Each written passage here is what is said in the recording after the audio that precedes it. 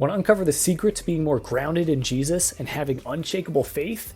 Well, in this episode, we'll be listening to an audiobook recording from Planting Your Purpose. And if you'd like to learn more information about how you can get this book for yourself, then you can head to plantingyourpurpose.com.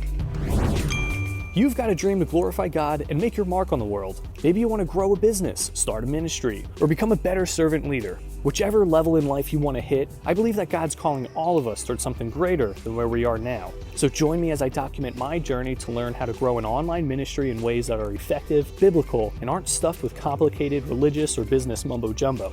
My name is Alec Hassan, and welcome to the Digital Ministry Mastermind Podcast. Day 3. First things first. But seek first his kingdom and his righteousness, and all these things will be given to you as well. Matthew 6, verse 33. Before we proceed further, it is crucial that we clearly understand that the center of our attention should be on things that are dependable, reliable, and trustworthy. When we put Jesus first and have him at the center of our lives, this is the type of growth we can expect. Jesus brings us from insecurity to confidently living out who God made us to be. Our trajectory goes from constant fluctuation to plain and straight. Our discernment goes from feeling distorted to clear. Our strength and endurance go from frail and crippled to energized and highly proactive. Let's say Jesus isn't first. What happens when we start putting things like our romantic relationship, family, money, work, possessions, pleasure, peers, self, and even religion in place of God in our hearts? Putting people first. When people are put first, our identity is based on how others treat us, whether they accept us, and what they expect of us. Their opinions of us, whether true or false, heavily influence our image of ourselves. Our trajectory is limited to what others think is best, and we are molded to their preferences/comfort level. Our progress is based on when they move, where they go, and how far they go. Discernment is limited by the perspective of the other people and is distorted to meet their wants and desires. Energy levels are influenced heavily by others. Our strength and endurance are only as strong as our weakest relational link. Sure, you might be around people who inspire you and encourage you to be better, but they are few and far between. Putting money and possessions first. When money and possessions are put first, our personal self-worth and identity are based on net worth and tangible things. Our trajectory is based on making profit and protecting what we own. The desire for more wealth and material is never quenched. Discernment is distorted through the lens of comparative economic standing and making more money. Strength and endurance rise and fall depending on how much money we have. Our potential is limited by what we can buy or are paid. Putting pleasure first. When pleasure or the self is the center, our identity is constantly shifting due to short-lived moments of feeling good. Our enjoyment is dependent on our environment making us feel good. Our trajectory is based on what's in it for me and what will give me the most pleasure. Discernment is skewed to benefit the self over others. Strength and endurance aren't best utilized or even developed when we put pleasure first. Since strength and endurance grow through challenges, the avoidance of situations where we are not in comfort is what prevents us from encountering challenges that grow us. Putting work first. When work or religion is the center, our identity is defined by our occupational role. The more we work, the greater the self-worth. Our trajectory is based on how much work can be accomplished and if our actions will be positively evaluated by peers. Efficiency is made greater than effectiveness. Discernment is limited and conformed by our role in the workplace. Strength and endurance are based on position and role, organizational constraints, and the boss's approval. We can see that allowing any one of these things to influence our heart can lead to a constantly fluctuating life. When God is first, this means that we are trusting our life, ministry, or business to that which is never changing, never biased, and always loving. We are essentially building upon the firmest foundation. There's a famous quote from Jesus where he talks about building a house on sand versus building a house on the rock.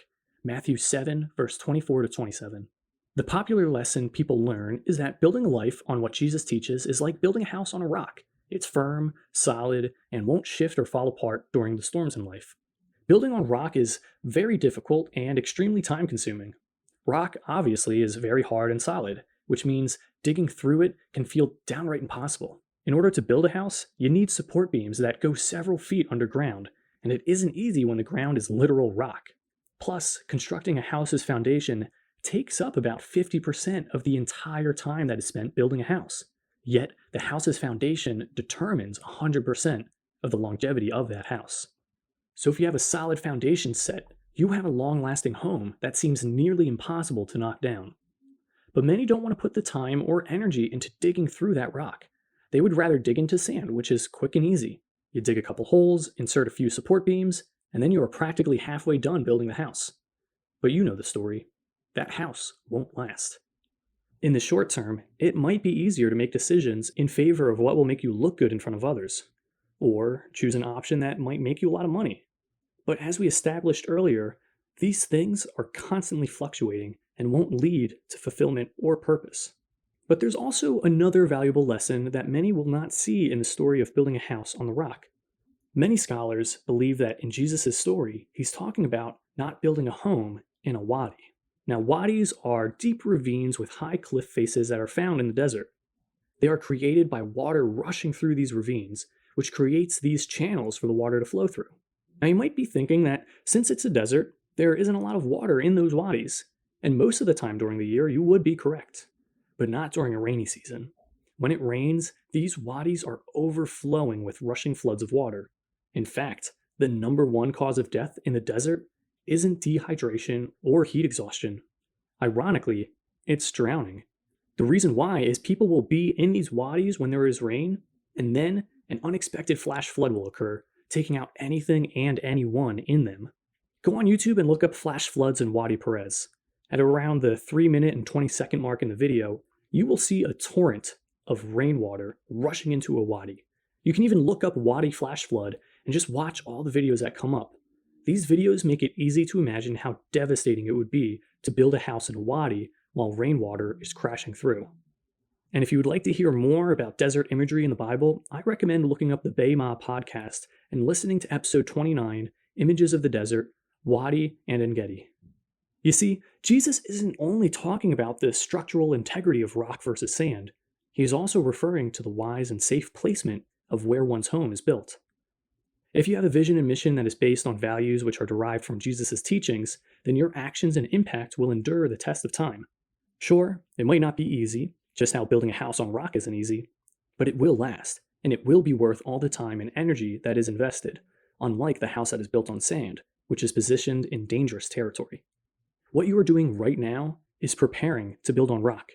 By reading through this book, you are creating a firm foundation which will lead to a fulfilling and impactful life. When you do face trials, challenges, or setbacks, God's truth will stand firm and won't change. If anything, the only thing that changes is us and our understanding of God's truth and calling in our life. The two ways. How happy is the man who does not follow the advice of the wicked, or take the path of sinners, or join a group of mockers. Instead, his delight is in the Lord's instruction, and he meditates on it day and night. He's like a tree planted beside streams of water that bears its fruit in season, and whose leaf does not wither. Whatever he does prospers. The wicked are not like this. Instead, they are like chaff that the wind blows away. Therefore, the wicked will not survive the judgment, and sinners will not be in the community of the righteous. For the Lord watches over the way of the righteous, but the way of the wicked leads to ruin. Psalm 1. Let's focus. If you want to move people, it has to be toward a vision that's positive for them, that taps important values, that gets them something they desire, and it has to be presented in a compelling way so that they feel inspired to follow. Martin Luther King Jr.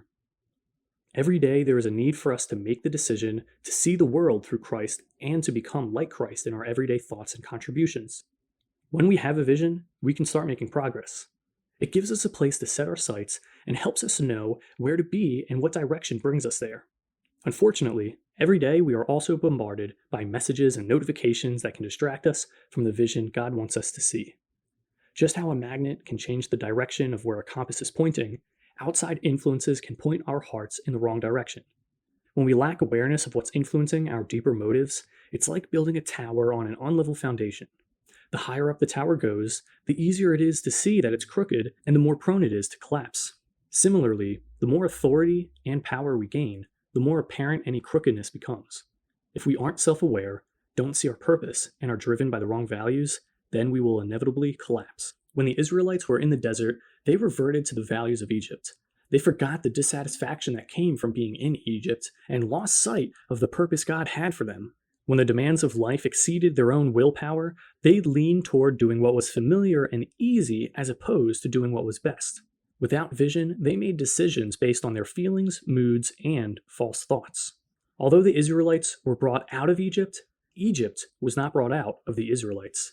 Their purpose and identity were lost, and they found themselves wandering for 40 years, wasting not only their own future, but also wasting their kids' childhood. They meandered in a desert instead of living in a land flowing with milk and honey. If we aren't making a conscious effort to refocus on God and don't set our sights on the vision, then we will be swayed to make decisions based on circumstances and feelings instead of Jesus' guidance. But how does this all fit into the bigger picture of our salvation?